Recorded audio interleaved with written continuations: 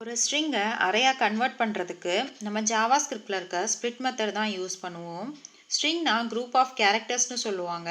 அதை எப்படி ஒரு அரையாக கன்வெர்ட் பண்ணுறதுன்னு ஒரு எக்ஸாம்பிளில் பார்ப்போம். நேமுங்கிற ஒரு வேரியபிளில் ஷாஸ்னு ஒரு ஸ்ட்ரிங் கொடுத்துருக்கேன். நேம் 2ங்கிற வேரியபிளில் நேமை கூப்பிட்டு ஸ்ப்ளிட் மெத்தட் யூஸ் பண்ணியிருக்கேன். இந்த மெத்தடுக்குள்ளே நான் எந்த ஒரு கேரக்டருமே கொடுக்கல.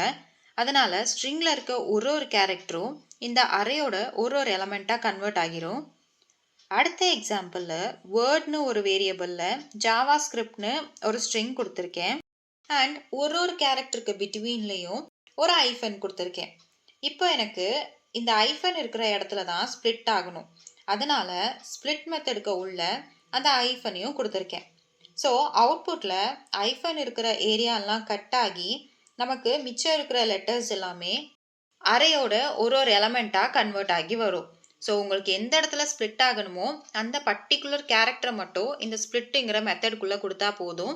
அது ஆட்டோமேட்டிக்காக அந்த இதை மட்டும் கட் பண்ணி எடுத்துரும்.